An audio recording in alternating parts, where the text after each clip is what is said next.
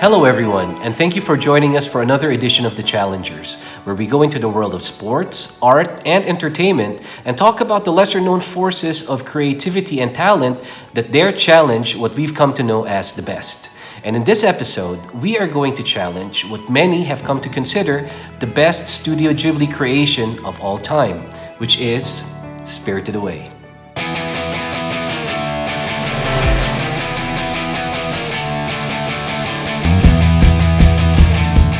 Directed by the legendary Hayao Miyazaki, Spirited Away catapulted Studio Ghibli to global fame. The question is this truly the most perfect animated feature created by this amazing studio?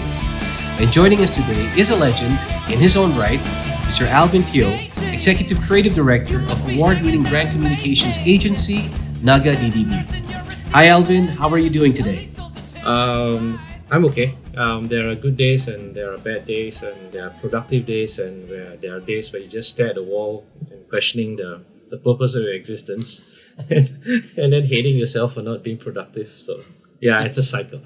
And while you're keeping busy, because I follow you on Facebook, I've noticed that you still find the time to do these really amazing art, which I think you're calling your dreamscape projects. Yeah. It's an old project that started many years ago, and then like all things, you start and then you don't stop. I mean, you start and then you stop. You don't continue. Bad discipline. And after 10 years, right, during the MCO at night, since I can't sleep, so I've started this old project again. It's been fun. So you have a notepad next to your bed. You wake up, and the trick is not to move for like a minute or two, to stay completely still, and to put your whatever memory you have about your dreams into like sentences, so it's concrete. And then once you have the sentences in your head, you start scribbling it down, and then you start sketching it when you have the time. And then if that memory of an old dream becomes vivid, it's repeated in another dream. So it's like, there's a cameo appearance of an old dream in a current dream. It's weird. It's like a series of stuff happening. It's all interconnected. And probably so because it's in the same universe of, our minds. So everything is kind of connected. So that's kind of fascinating. That's amazing, especially given our topic today, going from the dream state of art and how that can inspire some really amazing stories. Mm-hmm. So the question is, for today's episode, are there other Studio Ghibli films that are just as good, if not better, than Spirited Away? So how did you find the film when it first came out, Alvin? Yeah, that's your entry point in the world of Ghibli, and it's really what you set me up for. It's really difficult to answer because is there another piece of film that is better or just as good or underrated? I think Spirited Away was awesome because it blew our minds, and I think what was really lovely about Ghibli. I'm having trouble pronouncing it now. Spirited Away is that it took us into this world of imagination from a cultural lens of Japanese people, I suppose. I think it's had a lot of Shinto spirits and all that kind of stuff. And it was really exotic, right? And what I really loved about this whole universe that he's created, starting with Spirited Away for non-Japanese people, is that he's taken the innocence and the imaginary world of a child, and he mashed it up with the disappointment and the disillusionment of being an adult. And both of these things kind of like meet at a crossroads, and that's where the battle takes place. And almost always, it allows the innocent, childlike person to win at the end. Or if he or she doesn't win, then it leaves the audience desiring for that to come true. And that's the beauty of Spirited Away, I think. And that's a hard film to beat, but we'll try to do that, okay? Yeah. Yeah. When I first saw the trailer, it was an exec from Disney. What he said was, I envy you, the viewer, because you will be seeing Spirited Away for the first time. It was such a breathtaking experience, the visuals, the storytelling, that when you see it for the first time, the doors just open up in your mind about the possibilities of animated films. It's amazing. I think what's lovely about Spirited Away is that you can see it 10 times and it still feels like the first time. It's both universal. I could relate to the themes, to the story, to the characters, to the dialogue and everything, but at the same time, every minute of the film I'm excited by the fact that it's revealing so much of Japanese history, and maybe not history, religion, texture, their way of storytelling. So it keeps you excited, but at the same time you're very familiar with what's happening, and that's a difficult thing to do. Yeah. To have the balance of these two worlds, coming together. And the other thing that was really beautiful about just playing with editing and framing and all that stuff is how they use music and sound. I think Ghibli uses music a lot, but they use it to more like a sound engineering approach to music. Where at specific time, at strategic times where there need to be silence, where there's an ascending note going up or it breaks into silence, or they use bits and pieces of a particular instrument to just highlight an emotion or a feeling or something that he wants the audience to pay attention with. All that, I don't know, it's so it's subliminal at the same time. Yeah. And it all just came together so nicely, in some of these edits. We watch a lot of movies and we kind of like study all these things and try to steal from these masters, right? I think at that moment where he remembered his name, because in her memory it says, "I know your name," and I think in the spirited world, your identity is taken away from you and you're given another name, right? Yeah. Because there's power in your own identity. So to own you, I will rob you of your original identity. I'll put my identity on you so that I have control over you, right? When she mentioned his name, the dragon's name, right, the camera just went tight. Remember? To the eyes of the dragon. It's like, and then they did the exact opposite after that. They just pulled back. The next cut was like from far away, and you have this big, cinematography like film, and he's falling from the sky. And that kind of juxtaposing, that kind of contrast in cuts, wow! I think the discipline of editing is the discipline of animation is the same as in real life films, right? Pacing, editing, framing, what scenes are important that you want to latch on, how the sound play a role in it. It's amazing. That's why every second of the film is like wow. It's a masterpiece, actually. Yeah, it is. It's still a masterpiece. It's like what? How old is it? It's like 25 Since 30 years old? 2001. So 2001. Okay, it's about 20 years old. yeah. Still as fresh as the first time. Now, you've selected 5 films, or 5 films, I believe, right? I think so. Yeah. And we're going to go through them one by one. These are other Studio Ghibli creations. Not all of them have been created by Hayao Miyazaki. Some of them are done by other directors, producers, and animators from within the same studio. But we're gonna take a look at these different alternatives with the intention of introducing people who are not familiar with Studio Ghibli to other creations that they might have never heard of. Okay, and then we'll see: is it possible that some of these are actually on the same level or even better than Spirited Away? Okay. So right. Let's go to the first one. What do we have?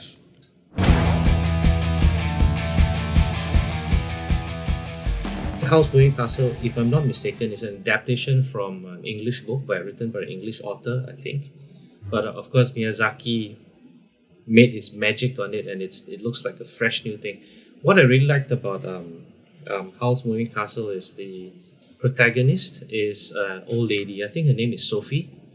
And she's caught up. Yeah, she's like the witch of the wasteland. If my memory serves me right, turn her into an old lady, right? And it goes against the grain of a lot of anime stuff, because anime stuff, the heroes are usually youthful. They're usually females, and they like to have strong female characters that look really sexy. They like to have this mashup, this creative alchemy where you take something very innocent like a schoolgirl, the school uniform. Totally innocent, and you give her this badass samurai thing and those big ass guns, and they can fly and they can kill monsters, demons, and vampires. But this badassness is caught up in this really innocent, sweet looking girl next door facade. It's almost sexual sometimes, and it drives men crazy. Like so many Ghibli stuff, they go against the grain. So in Howl's Moving Castle, it's an old lady. And then you have that very human element, and you put her in a world of magic and magicians, and I think what also blew me away was the castle itself, the moving castle. It reminded me of the complexity of Spirited Away's bathhouse. There's so much of things to look at, and I was when I caught sight of the moving castle, I was just staring at it. And back in the days, we were just watching DVDs, we would pause it, like, and all that stuff. And, quality wasn't that great. And we were just looking at the details. And I loved it because it was a mashup of steampunk. It was a mashup of, post-apocalyptic urban decay. It was part Monster House, which is a Pixar movie, if I'm not mistaken. Very much like Spirited Away. It just blew your mind because the imagination that they played with, and how they emphasized it is, I don't know, for lack of a better word, it's just pure magic for me.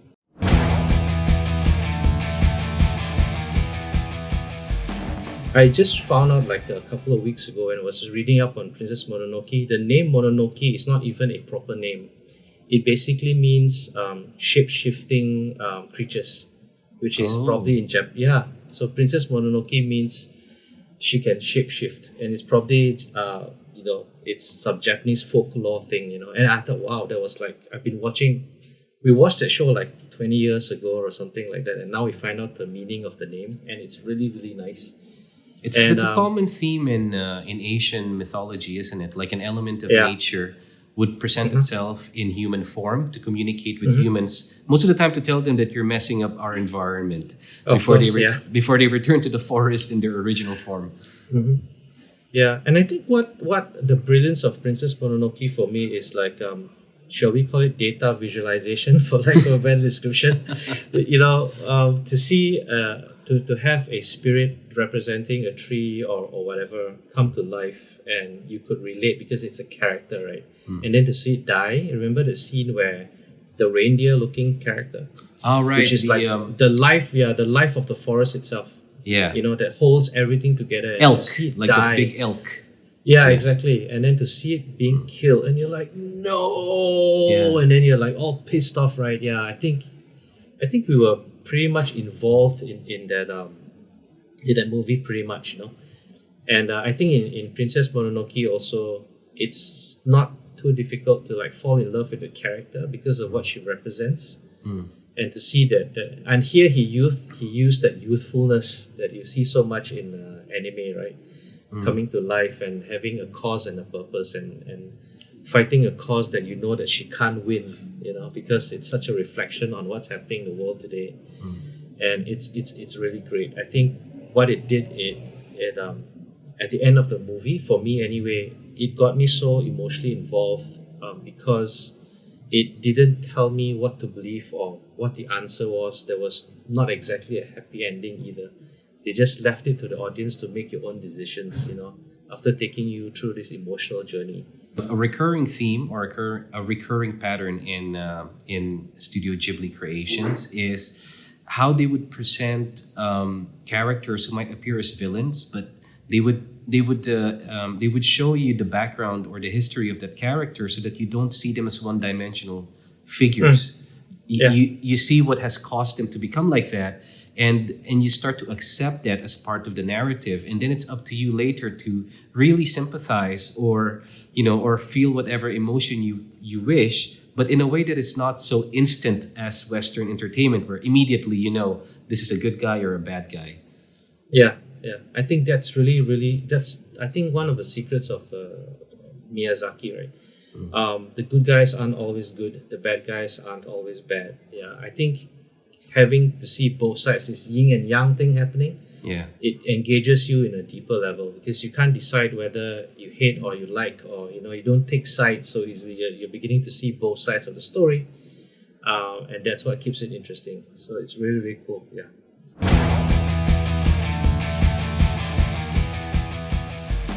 Pombo was probably one of the lesser known Ghibli movies, but I think it's really underrated because it's one of my favorites.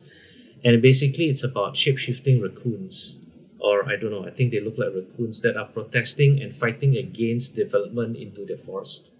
So their traditional lands, their history, their the environment in which they live in are threatened by human beings, and they kind of like went into a defense mode, and you have this different groups of raccoons splitting up and having differing opinions how to deal with this disease called humans, encroaching into the land.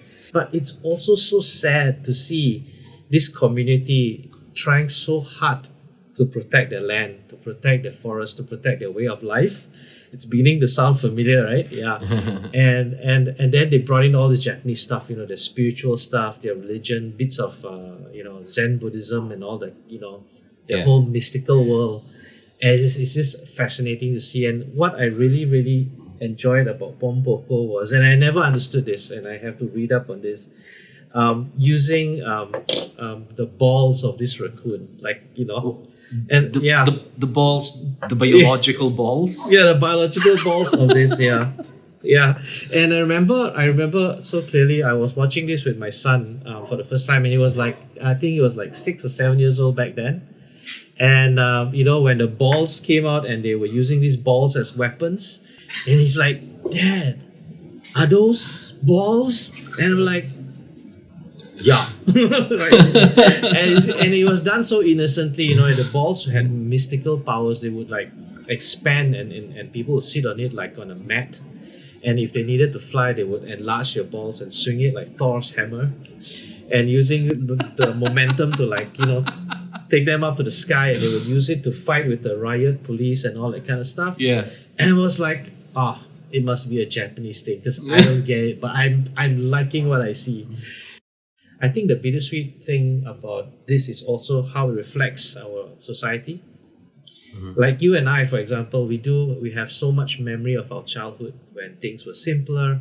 Sometimes we would go to a part of the city where it's overdeveloped and we would tell stories to our kids. Last time when Daddy was here, there were no skyscrapers, traffic jams were less. There was like mist in the city, and you actually had to wear a sweater when you went to school.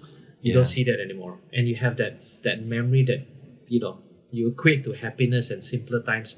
And that's what you see in Pombo. And you're like, stab me in the heart right now. Kind of thing. That's an interesting observation. I grew up in Dubai. And in Dubai, it's very hard for people who grew up there to have monuments to their childhood that remain to the present day. Because the city keeps evolving and things always keep getting built over or improved or moved away. It's definitely the kind of thing that Madonna probably sang about in that song, "This Used to Be My Playground." Oh yes, yeah. And used in that film, A League of Their Own. A League of Their Own, yes, exactly. Yeah, there was another movie that yeah.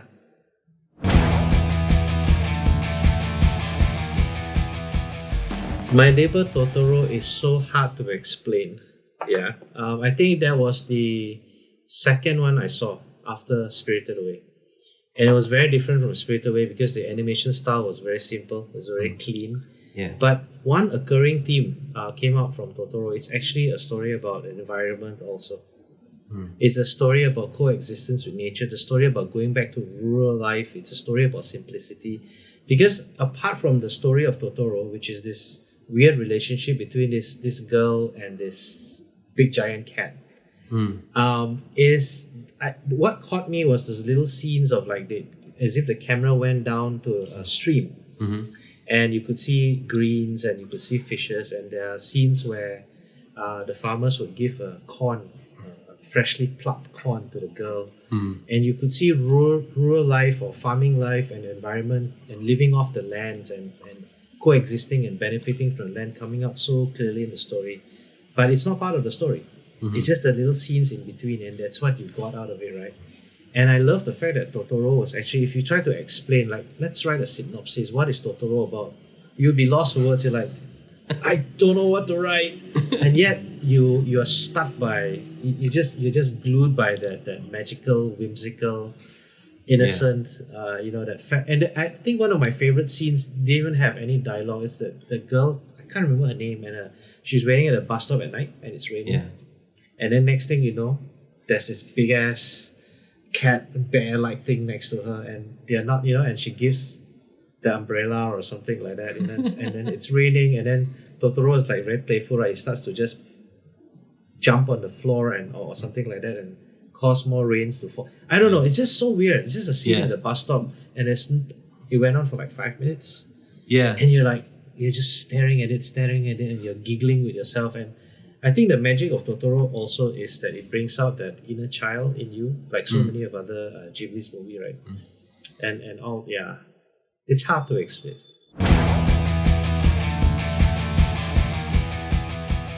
What I really liked about Ocean Waves is the conversation. We won't dwell too much on what the story is about, so go watch it yourself. But the conversations, especially at the tail end where they had a school reunion, and just that dialogue, right? That dialogue in the Japanese restaurant when half of the guys got drunk and they were like teasing about their high school crushes and all that stuff. And then they had this walk, and they were at the bottom of this Osaka castle, if I'm not mistaken, and they were just talking about reminiscing about their experiences growing up, and the conversation is so real. You could almost feel that you could be in there having that same dialogue with people. Yeah. And it just gave you a warm fuzzy feeling, and you're like, Yeah. why am I feeling like this? It's like, I'm feeling, it's just so beautiful. It's so simple. And I think what's really awesome about it is an example, maybe it's a very good example of how everyday things can become stories. Sometimes like we in the ad industry, we try to imagine things so much. We try to be so clever about things. We try to look at the hero's journey, the story arc, the archetype of a story, we science it up so much. But at the end of the day, when you look at some of this stuff that you really like, it's just based on pure simplicity. Everyday things, everyday conversations, everyday experiences. You don't have to add any salt or any pepper on it. It just is as is. Just present it almost like, like real life presents itself. But at the same time, though, that film, even though you're right, it has a lot of very everyday kind of norm. You could almost say it's a bit of a norm core. That's the term that I've, that I know that they're using in film. Norm core. Okay. And even though it has that feel to it, that particular story, though, Ocean Waves, still had some really interesting tidbits in it that remind me of a Haruki Murakami story, where, for example, this mysterious girl who comes from the city suddenly becomes entangled with you in your life, and next thing you know, she's asking you to fly with her to Tokyo. I think that's what happened, right? She flew him to Tokyo to stay in a hotel. And while she went and confronted her real dad, and meanwhile he was playing the part of the pretend boyfriend, flying to Tokyo with her, and then later being introduced to one of her former love interests. So those kind of events add that kind of magic to it, so that the reality is almost like a very interesting canvas on which there's still a very colorful event that makes it a little bit more magical. Yeah. So it's a story. It's a rich city girl with daddy issues. Yeah. Going to a small town. And I think that scene, right? I think any guy would probably feel it a lot, because one of the worst experiences of being a man is that the girl that you're absolutely in love with, you have to play the pretend boyfriend. It's like, oh my god, can I just die now? And it's a very common theme, isn't it? A lot of Korean shows, a lot of K-dramas, J-dramas, they still follow that particular story, that particular story arc, if you want, of the I had to pretend that we're together but we're really not kind of thing. Yeah. And the thing is, right, they can do it so many times and people will still fall for it again and again and again, and you end up liking it, and and then you hate yourself for liking it, but you do like it, In the Filipino culture, we have this word that does not have a direct translation in any other language. And that word is kilig. So kilig is like a combination of blushing and excitement. And, it's that kind of feeling. It's the lingual equivalent of you going, ee!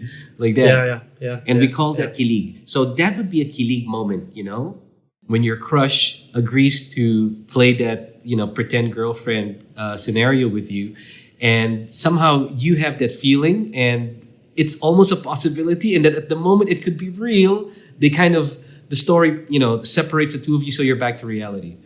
Yeah. I think the closest English word would be like torture. Yeah, something like that. Yeah. The other movie that we're going to just cover briefly only yesterday has the same kind of realism, and And I ended up liking that also. I was kind of surprised because it was very obvious. It's like reading off a diary of a girl. It's basically a girl's diary. It's such a simple story about a female in Tokyo. I think she's probably in the mid-20s or late-20s. She's having job issues. She's not married yet, and she takes a little ride back to the countryside, and I think one of her relatives were there, if I'm not mistaken.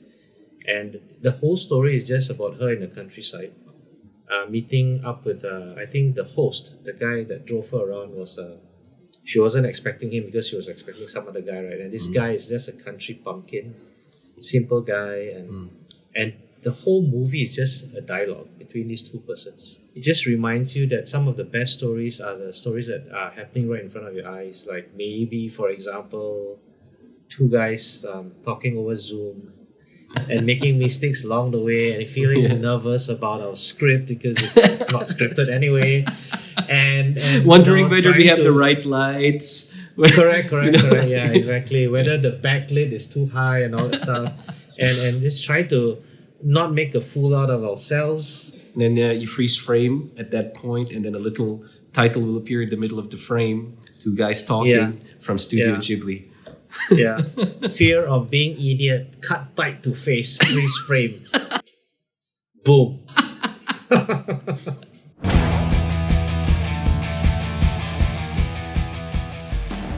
I think that film, right, for me, it's a very different piece of it's a very different kind of Ghibli movie because it was almost like a docu movie. It felt like a documentary. It was almost like it doesn't have magic and all that imagination stuff. They just told a simple story about the guy behind the Mitsubishi Zero. I think what he was trying to do, he was trying to address. This is my personal interpretation, so I can't say if it's true. But what he was probably trying to do is he's trying to address a big problem in the world today, and it's called labeling. And we live in a society where we don't see people beneath the labels that we have attached them to. Black versus white, rich versus poor, Democrats versus whoever, left, conservative, right-wing, liberal. So we have all these labels that we put, and these labels cause us to just look at the labels and we don't see the people behind the labels, and then we start hating the person because of the label. And we don't think deeply enough about who is this person that we're confronting. And that leaves us no room for dialogue because we refuse to see the humanity behind a label that is opposing my label, my beliefs. If only we could learn stuff like that from movies like this, it might help us to have dialogue with people who have totally opposing views with you, to sit on a table, to have tea, to have a beer, to have a teh tarik or whatever, and just to speak from our commonality, to celebrate our commonness, and that's what I felt from The Wind Rises after I've seen it. I do admit that the middle part of Wind Rises was a little bit draggy, but after walking out of the cinema, and this one I saw in the cinema, I felt really moved by it, especially the end scene where he caught a glimpse of his wife. Yeah. Right? Yeah, in the grassy land. So it's so Ghibli, right? Ghibli, sorry. And but at the end, he also wanted to make it clear that he's not celebrating the glory of the Mitsubishi Zero, because at the end there, he had a vision of his plane flying and the pilot was waving at him. Remember that scene, the end scene? And it flew off into this graveyard of aeroplanes. And it was again, Miyazaki is a anti-war, strongly does not believe in war. And a lot of these themes you could see in his movie, like Gravestone of the Fireflies, Graveyard of the Fireflies, Tombstone of the Fireflies, and all that stuff. It is anti-war. And he put that in just to make sure that you didn't misunderstand what he was trying to do.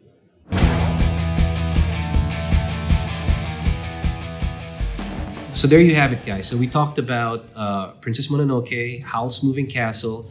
We talked about Pompoko. We also talked about a more realistic side to Studio Ghibli films, courtesy of Ocean Waves and From Yesterday. And also then went on to The Wind Rises and My Neighbor Totoro. That's quite a handful, right? That's a long list of other alternatives. So the big question now, if you were to challenge Spirited Away, do we have a contender that could possibly be on the same level as Spirited Away or even better? Okay, obviously that's a really tough question. I think Spirited Away is still by far one of the best Ghibli movies. But at the same time, right, it's very hard to judge apple to apple, because I think each Ghibli movie has its own magic. It has its own rewards, and it's great in its own way. But if you wanted something that is as whimsical, if you judge something by being magical and whimsical and emotionally engaging, I think Howl's Moving Castle will be pretty close to Spirited Away, probably Princess Mononoke also. But if you're looking for good old fashioned storytelling, very simplistic, down to earth kind of stuff, then you have your Pombo, you have your Kiki's Delivery Service, you have the Cat Returns, you have a whole host of other things, And we haven't even covered one last film, and we should not go there because it's really painful to talk about, which is Tombstone or the Fireflies. Oh no. Which,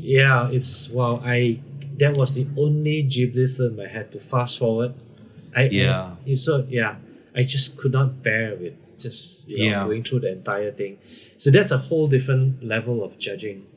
So, but in the area of pure imagination, and magic and good storytelling, I think Howl's Moving Castle will be pretty close to, if not better than Spirited Away. Yeah. Oh wow. That's my 2 cents. Yeah. Cool. Yeah.